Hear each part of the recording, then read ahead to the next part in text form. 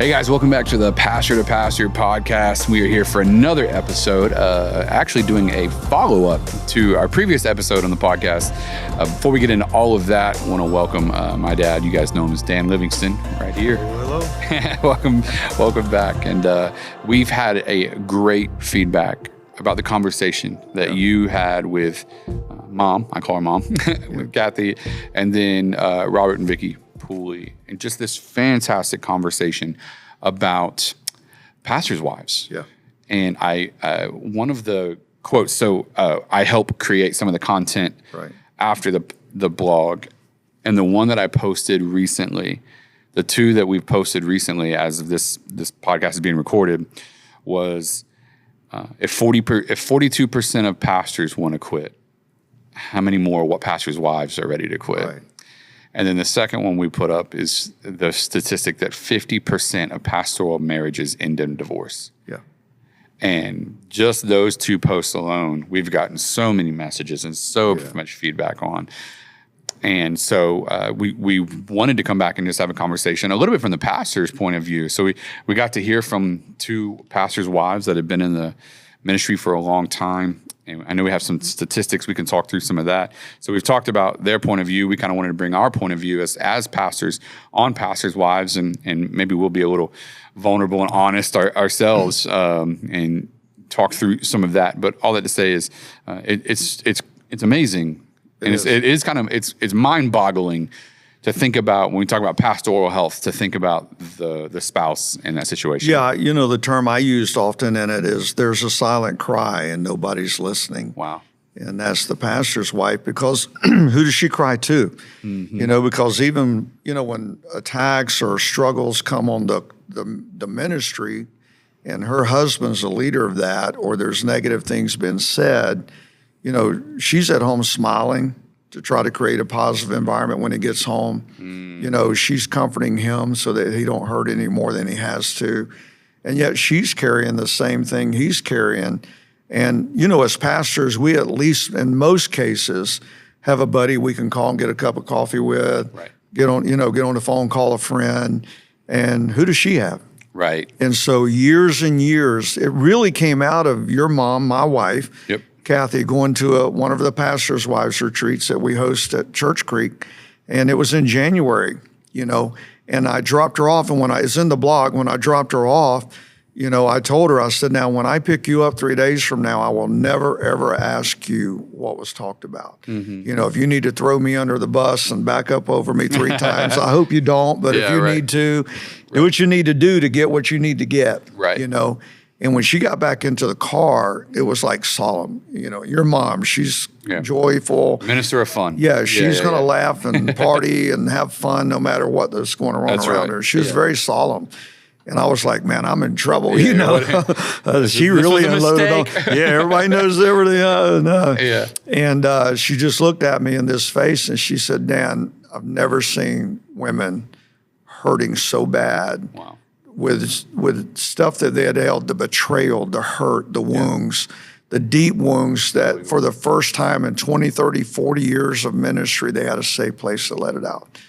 And it really opened my eyes as we're working with pastors that we've got to regroup as a ministry and go, okay, now where do we put a big portion of our focus now to balance it out to the other side of the ministry? Because your mom, my wife, we've been 44 years in ministry, 38 years we were full-time in pastoring. Mm-hmm. And man, the things that, I kept telling you, our kids, over and over and over, you guys have no clue. Right. When your mom would go to a movie and I'm like, I don't care, go. If you want to go, go. Anything you want to do, go do. Now, at this season in our life, because I know the price she paid to some degree. I don't even know the level of the things that she didn't tell me of what she, people telling your mom, we'll take care of you and the kids if you'll divorce him. Yeah. These are leaders in your church that don't like you. It's unbelievable. They turn on you, you know. Well, our problem's not with you, it's with your husband. And she's like, well, if it's with my husband, it's with me. Yeah, they told the wrong one that. But things that I knew about. Sure. and can't imagine the things that I didn't know about. Yeah. You know, and that's where so much of this really started when when she said that comment in the car, my mind was going crazy all the way back to, the place we were staying and then coming home like, okay, we got to do something. Yeah. Yeah. It's unbelievable. And that's the reality of what pastors' wives are facing. You said a couple of things that I think are so important that we realize. One is, that they're dealing with things that they're not talking about. Right. What do you do? What do you do when your biggest place of frustration is your husband and he's the pastor? Yeah. So if your marriage is not in a good place, who do you talk to? You can't You can't talk to people in your church about it. Yeah. Right. So what do you do in a situation like that? So if you're frustrated with your husband, you probably don't have a safe circle that you can deal with those types of conversations. So that's extremely painful, very difficult to navigate. But even when things are going well between you and your husband, when things aren't going well at the church, to have a husband that's yanked away from family vacations and family dinners, right. Date night is constantly interrupted, all those types of things. I mean, you think about a doctor that's on call and how sporadic that person's schedule can be, and then now think they don't have 10 patients, they have 100 or 200 or 500 or 1,000 patients that they're taking care of, and they're on call at all times. And again, we've talked over and over again about how that impacts that man, the exhaustion and what that person goes through. But then you think, we always think about that man's being called away, and he's having to go somewhere, and now he's having to go to the hospital or go visit the family or go take care of this issue or whatever. But oftentimes we don't think about the fact that, but there's still a woman left there paying the tab and driving home by herself now.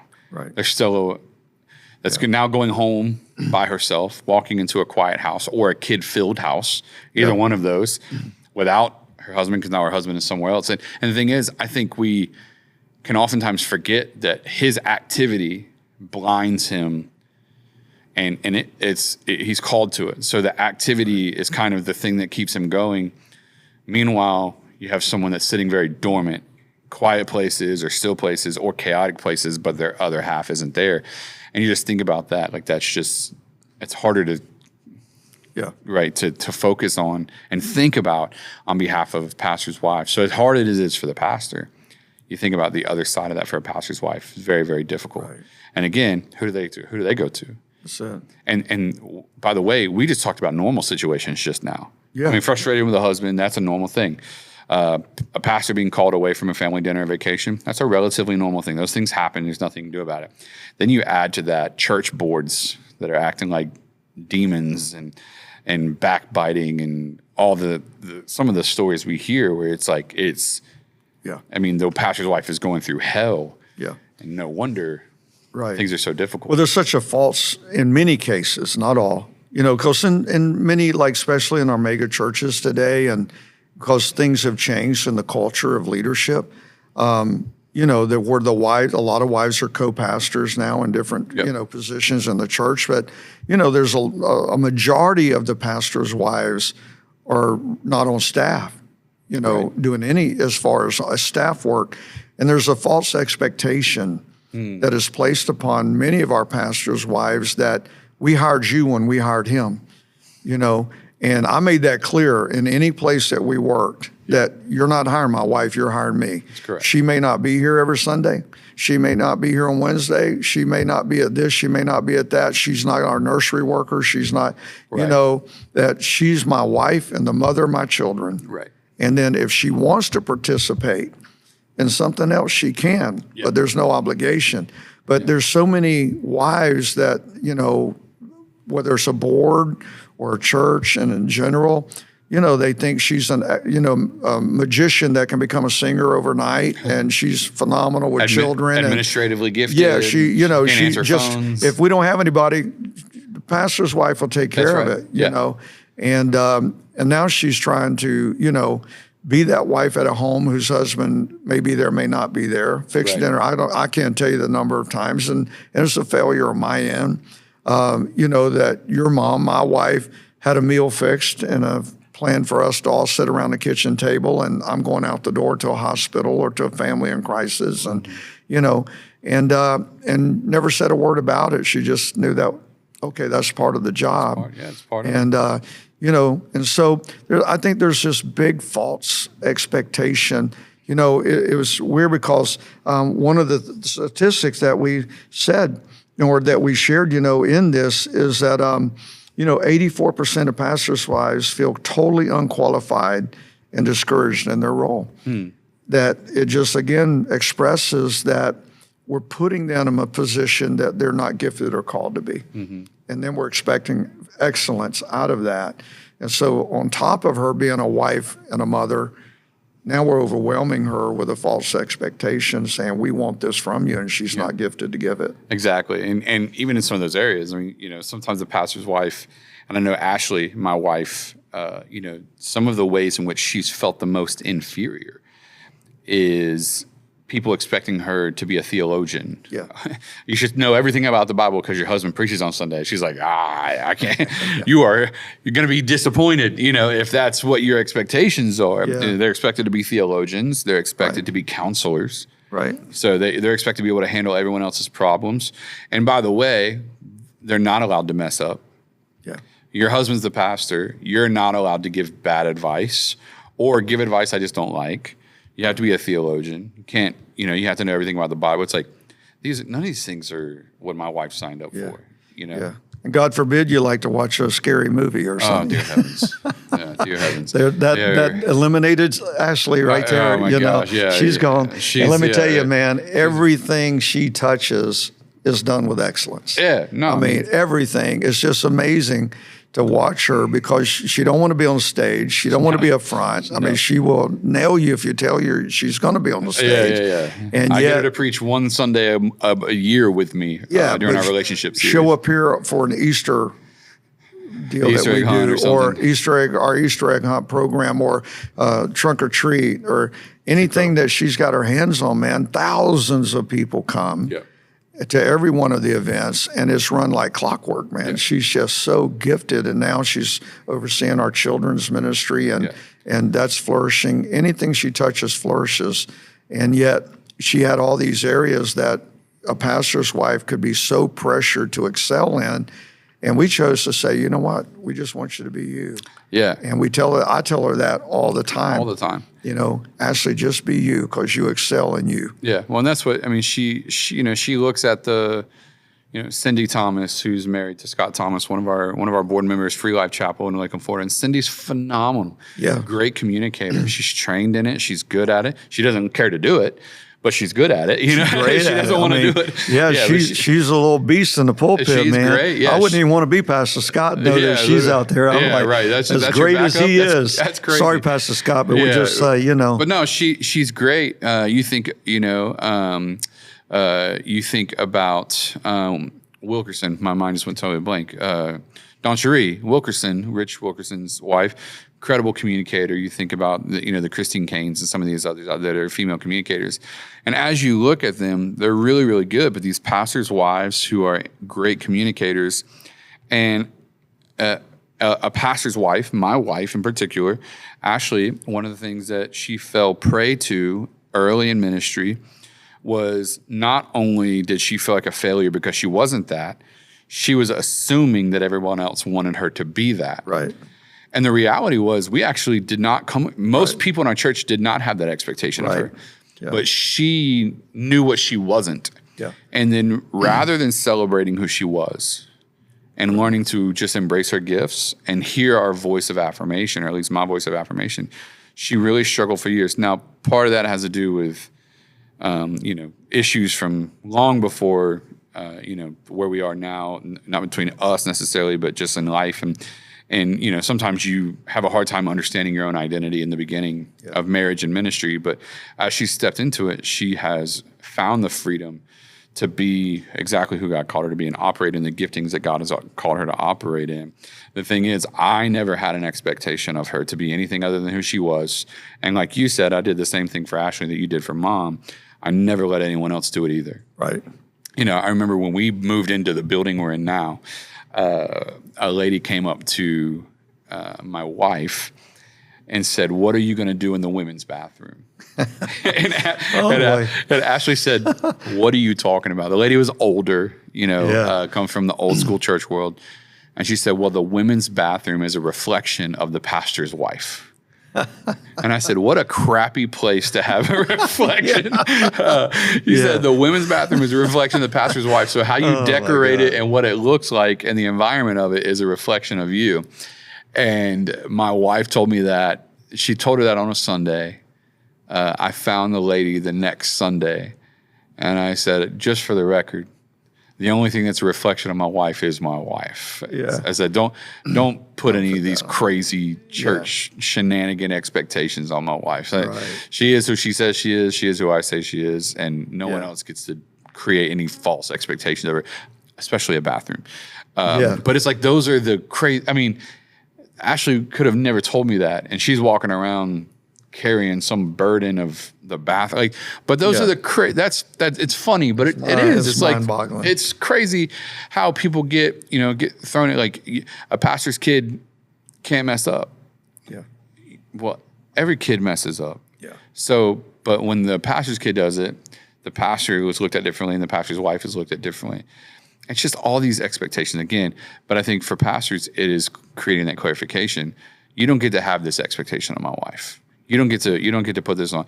She already, going back to your statistic, and I know you have more, but she's going to be exactly who God called her to be. She doesn't need to feel inferior or unqualified for the job, right? So anyways, no, it's great. 80% of the pastors' wives right now wish their husband would go and do something else. 80%. 80% said that the most destructive thing that's ever happened to their family was the day that their husband went into the ministry. Jeez. I mean, how do you address that? The most destructive thing that the man did to their family was going to the ministry. That's in her mind. What do you think that is, though? I mean, obviously we can speculate, but why do you think that is? Where do you think did the husband go wrong? Is it just the church's fault? What do you think? No, I think it's a mixture of all. I think people going into, pastorate, our generation, thankfully your generation has really seen the whole picture way more than we did, where, if we had a staff, we had the lead pastor, maybe an assistant pastor, a free youth pastor that's working outside the church, and that was you for years, and and you did it all. So there was an understanding to the wife that he's going to be gone majority of the time, and he's going to come home, and even though he's home, he's not here because his head's somewhere else, and so there's that part of it, and then that's the positive side of it, because you're working, you're doing what you're called to do. But then the negative things that start coming, the misunderstandings, and she has to hear her husband bashed by people, and, and the negative things been said, or a false expectation of her children, and now she's dealing with that. And, and then when people are upset with you and they don't have the courage to come and talk to you, they go to her. Oh. And so now they want to make her the middle person. And so there's so many dynamics in it. And, and then as her kids get older and she's trying to run to this ball field and that ball field while you're preaching here and you're ministering there. And, and it's just so much, man. I mean, I've been married to a pastor's wife for, 44 years, and it's taken 44 years for me to really stop and look at it and go, wow. That's sad. That's unbelievable. I mean, I'm at 44 years of marriage and married to a pastor's wife who's not a full-time pastor's wife now. We lead a different type of ministry. Right. But I look at it now and go, wow, what do I need to change to make her life better, to safer, more secure, to feel loved like she should be loved? That she didn't marry the ministry. She married me. And when 80% of the wives are going, I wish my husband right now, in the middle of ministry, I wish you would go do something different. Yeah. And the most destructive thing that he ever did to our family was go into the ministry. Yeah. Man, we got to stop and look and go, okay, what do I need to repair here? You know, Yeah. It's mind-boggling to me. I'm just still trying to put my head around it all. Yeah, and it really is. And like what you said, you know, she didn't marry the ministry; she married me. I mean, that's a huge statement in and of itself to create, you know, for creating boundaries for ourselves as pastors, for our wives, but also creating boundaries for ourselves. You know, it's like, Right. you know, my church hears me talk about it. It's like Wednesday night, like you can't get on my calendar on a Wednesday night. Right. You can't. Well, I really need them. Sorry. Right. Either another staff member is going to have to suffice, or you can sync up with me on Thursday. But you cannot get me on a Wednesday after 4:30. Right. Because it is time blocked on my calendar. It just says time with Ashley or date night with Ashley. And it's like, Right. So, but it's like, that's a boundary I have in place.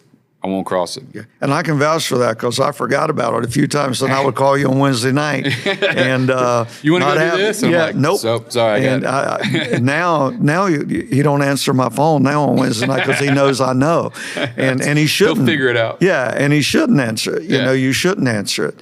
And, you know, we always had Friday night. When you guys were, you know, we told you don't plan nothing with us on Friday night. I can't say I kept them all as good as I should have. I got better as I got older. Sure. You know, but, you know, it's something that we have to stop. I'm, you know, with pastor to pastor, we're working in two situations right now, you know, that married for 27 years, 29 years, 28 years, in the ministry the same. And the wife just told the husband when he came home recently, I'm done. Yeah. Me and the kids are gone. I've given you signals for this many years. I've told you for this many years, you're not listening, you're not watching, and I can't do it anymore. And we're not seeing a counselor. We're not going to work on it. Getting the papers, and we're done. It's unbelievable. And I, you know, and I've talked to both of the guys, and they're like, I can't blame them. I can't say they're wrong. You know, I didn't know it was this bad, but, you know, it's sad. I think it's safe to say it's always worse than you think it is. Yeah. You know what I mean? Like whatever they've told you, it's way worse than that. Yeah. So if they're telling you they're tired, they're exhausted. If they're telling you they're upset, they're fuming mad. If they're telling you they're close to the edge, they're probably already over it. Yeah. I think we have to get better at hearing what you said, the silent cry, because that's so important. And you know, one of the things you said earlier that just irks me, you know, is the people that won't come talk to you will go talk to your wife. You know, and I dealt with an issue like that recently. And I just, you know, I want to pick up the phone so bad. Like, you coward, you know, like you wuss. What a waste of skin you are. I'm sorry. This is just me being honest for a minute. Like, what a selfish, like, worthless. Yeah. What's bad is moment, when a man has an issue with you in your church and he won't confront you, but he gets his wife to call your wife to talk to you for him.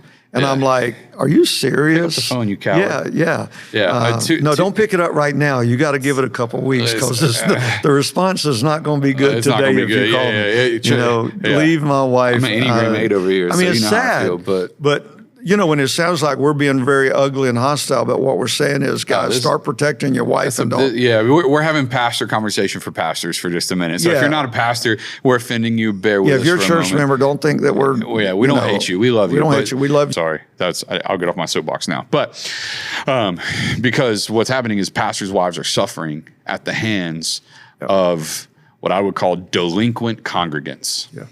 And they're acting crazy. You know, I mean, as hard as that sounded, we're hearing that in pastors over and over again, God, because we're dealing with that. Yeah. You know, where pastors' wives are just like, you know, I'm wore out, tired, because people that are coming under the banner of being super spiritual, but yet they're acting super carnal. Yes. You know, that God told me. Well, God can't have been the one to tell you if that's going to be detrimental to the leader of the house. And anti-biblical. Yeah, and it goes totally against Scripture. Go back to the statistics where the wives are going, the worst thing my husband ever did is step in ministry. Well, a lot of it is just because the pastor doesn't create good boundaries. So let's list them out, right? One, the pastor doesn't create good boundaries for his family, and the family suffers. Yeah. That's probably the majority of it, honestly. Yeah. Second, the pastor doesn't create good boundaries for the church. So the church creates unrealistic expectations for the wife, and the family suffers. Then third, the people in the church don't honor the pastor or the pastor's wife by having courage and helping them lead. They just look to criticize when they're not leading the way they wish they were. And that part is the detrimental part we were just talking about. Yeah. And if husbands will step up and lead in their church, lead in their homes, then they will hear from God, because that's what God promises. He'll speak to the head of the house. Then they can hear from God, lead the household, and the household from there can function properly. And we can limit a lot of it. Now, it doesn't mean there's not going to be hurts, and it doesn't mean there's not going to be hard conversations. But with that little thing I was just dealing with, that's a reality. No, it's such a reality, and it needs to be addressed. That's why this thing is stirring in us right now. And here's what I've seen, that when they go to the pastor's wives, most of those wives are, and your mom, my wife, did not do this. She wouldn't tell me. Right. Because she knew how that was not going to be good. We probably just split our church in half, So she would keep that from me. And when the people that was really going after me found out she didn't tell me, they went to our kids. Mm-hmm. And things would be said from kid to teenager to teenager. Yes. Or, they would make sure that let's get him mad enough that he will, Yeah. And it's enough when I find out you go to my wife, but when you go to my kids, unbelievable. Armageddon's about to happen. Unbelievable. Yeah. Absolutely. And I it happened. It happened. I'm sitting here. Men from the church and their kids told me things to try to tell you. It is unbelievable. Yeah. And so those are realities. We're not just trying to harp on something here. We're one of the blessed families that survived and thrived in it. Yeah. To see where God has the church today through your leadership, and that you even want to be a part of a church right now is a miracle. And I'm being very real. No, that's real. That's honest. That you even want to be a part of a church, much less lead one. I went through a few years where I didn't, but in all fairness, but we're here now. We went through a few years that I didn't want you to do one. I'm like, don't do this. Let me retire and we're good. Yeah. And you have a career. You don't need to do this. But thank God for His grace. Well, let me also say this. Sorry to interrupt. No, you're good. I also want to say this. Outside of one particular church experience at one particular church in our upbringing, right?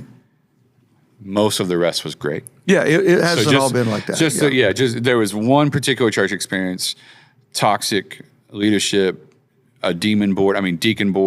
The whole thing. Like we experienced one of those, but it was very traumatic for me and my sister. Obviously, our whole family. Me and my sister were young at the time. That is the church situation that you're referencing. Right. But even in the great churches that you've pastored, we still dealt with these moments of what we're talking about where husbands or wives or both were operating as cowards or under Jezebel spirits or all the above. And it's like, and at the end of the day, your pastor who has proven his character to you. I'm not talking about me. I'm not talking about him. I'm talking about anyone that's out there listening. If you're a congregant, your pastor who has proven over and over his character to you deserves a sit down if you're frustrated or if you're dealing with something. Let me say that. Doesn't mean that they're always going to get it right. I'm just saying they've poured into your family over and over again. They deserve to have a sit down and a conversation. I'll say that. Pastors, I'll talk to you and just say, one of the things that we have to get better at is hearing from our congregation and being willing to sit down and have tough conversations with them. So I just want to encourage that. But at the end of the day, we're really talking about pastors' wives and guarding them. And that's what we're bringing this home to, is this place of knowing we have to get better at protecting our wives. Yeah, because, even though we're talking about us, we are talking about them because they're the ones at home that get hit with that. That's their husband. Yeah. And, one of the things that I've really seen, and I've watched it, because you've only experienced it a few times, thankfully. We have a great church. And we've always pastored. Every church that we've been a part of has been phenomenal to our family. There was a situation that you were referring to, but even before that, the church was very, very good to our family. Yeah. And then all of a sudden, there was some people that didn't like the way. The leadership of the church was crap. Everyone else was great. It went south, And but I'm just saying, just like right now, as this church has grown, from 250 to 1,300, in three years practically, there's people that you've poured your life into, multiple hours, and then suddenly they disappear. Sure. That affects your wife way more than it affects you. Yes. Way more. Way more. Like, what did we do? What happened? I've watched it. Yep. And I watched that with Kathy where, families that we married their kids. We were at the hospital when they were sick. We buried their family members that died. Dedicated their babies. You dedicated their babies, and suddenly they're gone. No phone call, no sit down. And I've watched that make Kathy just sit there and go, What in the world? What did we do? Well, we didn't do anything. Yeah. Well, why did they leave? I don't know. They won't talk. And so, again, just adding more of those things, that they carry that we don't realize, people don't realize, just the stress and the issues of what they're going through. Well, going to what you're saying as we're wrapping up, going to what you're saying, when you look at the pastor's wife, who her husband left family vacation early, misses family dinners, does all of those things to care for the church, then the church, the individuals that she knows he left to go see, are the ones that all of a sudden do what you're talking about. Right. And then the pastor's wife's going, all that sacrifice for nothing? Yeah. All the missed family dinners for nothing? The missed vacations for nothing? I sacrifice, my kids sacrifice, my husband sacrifice, and you're just going to up and leave. And I think that's where a lot of the pastors' wives are, along with so many other things. They're just going, if this is it, I'm done with this. Yeah. I'm over it. So. I mean, again, looking at percentage, 80% wish their husband would do something different, So, and that's obviously part of it. Yeah, absolutely. What do you feel as we close, some things that we can share, because we didn't practice this, by the way. Obviously. Kyle's over there throwing his hands up in the air like, what are y'all saying over what are there? y'all doing? Yeah. We're going to delete. We're going to long rabbit trail. Yeah, we're going to delete half of this. But it's reality. It's the reality, sad to say. But again, ministry's amazing. I wouldn't want to do anything else. And that's shown in your joy of what you're doing and the fruit of it and the team we have. We're one of the blessed churches to have phenomenal staff, phenomenal team that's all practically long-term people, most of it. But what are some things, that the church could do? I think just the basic recognition, that's one thing we're trying to bring to the surface, that churches stop and just focus more on the pastor's wife and her health. One of the things that we encourage churches, not just with the wife, but with the pastor and the wife, is, at least once a quarter, a 2-night, 3-day getaway on the church's dime, that you just go an hour or 2 hours away and get a nice hotel or Airbnb and you just hang out. Yeah. You let the church go, let your staff run it, and you just get away and breathe together. Yeah. And the church take care of that where she's not worried about it, Yeah. Just having some things focused on her, get her nails done, let her go to, a spa, do just some gifts for her. Just saying, hey, you're special here too. It's not just him. I think the way I would answer that is speaking to the pastors. Okay. First time I ever heard the 777 was from Aaron Burke down in Radiant Church in Tampa. But pastors, I think you need to be with just your wife an hour a day. Yeah. Turn your phone off. That's good. You need to do the same thing one day a week. Turn your phone off. There's not an emergency that's that serious. Right. So an hour a day a week, and then a week a year. Same thing. And I think I think that's a starting point. Right. And so pastor, an hour a day, no phone, you and your wife, your kids, a day a week, a Sabbath. Right. It's not Sunday, by the way. Right. That's working. Yeah. And then a week a year, where you, and I think a weekend a quarter and then a week a year is probably wise. The 7-7-7 rule is just those, but I think a weekend a quarter is a good addition to that. And so that would be my encouragement is to really spend time doing that. So pastors, you have to prioritize that. You have to make it part of your calendar, and then you also have to go to your church and say we're off limits here, unapologetically, and go to your board. Hey, we need to do this. This is how we're going to pour into our pastors and pastors' wives. And then on top of those things, the one thing I'll tell you is, what we offer, what pastor to pastor offers as a cohort package is something where we can actually work with you as a pastor to make sure that you and your pastors and your wife can be on a retreat once a year.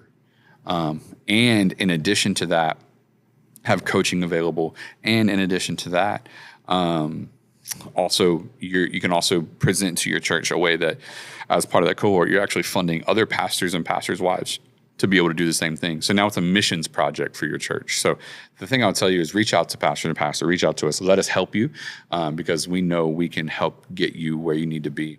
And we also have letters you can give to your board. We have we have resources available. We have a letter you can hand to your board right now from pastor to pastor that walks them through what it looks like to put you in a cohort that'll give you 12 months of coaching and support, once a year retreat for you and your wife, like all kinds of stuff. We have things we can put you in right now, letters we can give to your board. So let us help you is my invitation. So, but thank you guys so much for tuning in. We're gonna get ready to hop off of here. And thanks again, Pop, and shout out to all you pastors' wives out there.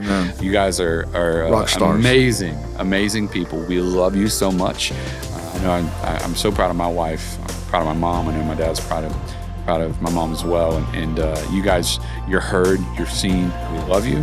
Pastors, go home. Bring a gift to your wife tonight. Get her some chocolates or Reese's or a flower or something. Let her know I don't just love you as my husband, but I'm really proud of who you are as the wife of the pastor of our church, and encourage your friends to do the same. It'll go a long way.